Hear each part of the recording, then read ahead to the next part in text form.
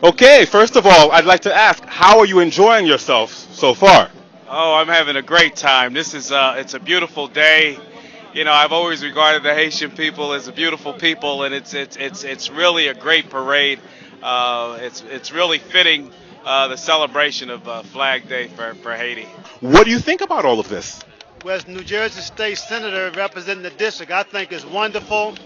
You know, as the Senator representing Irvington and our community in general, large Haitian population, I've always argued the importance of diversity throughout our state. I'm delighted to be here with the Consul General of Haiti and Councilman at Large and Freeholder Bilal Beasley, who's also a candidate for the New Jersey State Senate, as we celebrate the rich contributions in the township of Irvington of our Haitian community. Où est Irvington? Mais où vient jusqu'ici? Ça c'est c'est deuxième la caillou. Et jusqu'à présent, qui j'en joignent tout événement yo défilé? Il bien passé, il bien bon. Moi-même ici, moi-même tout spectacle, moi-même tout chanson. So rien so pire mais dans défilé. Chanson et drapeau.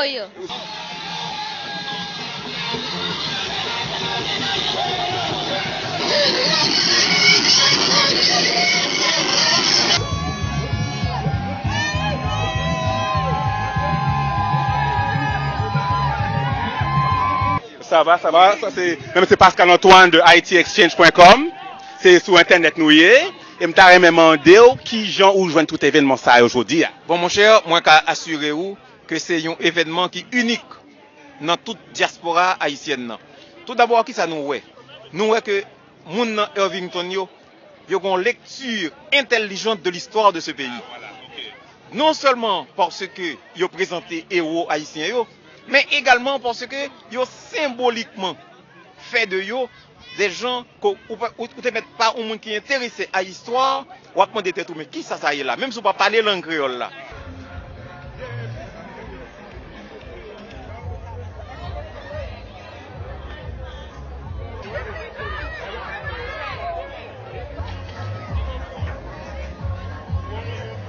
Donc papi Pepe là, bras chanter. OK, music please.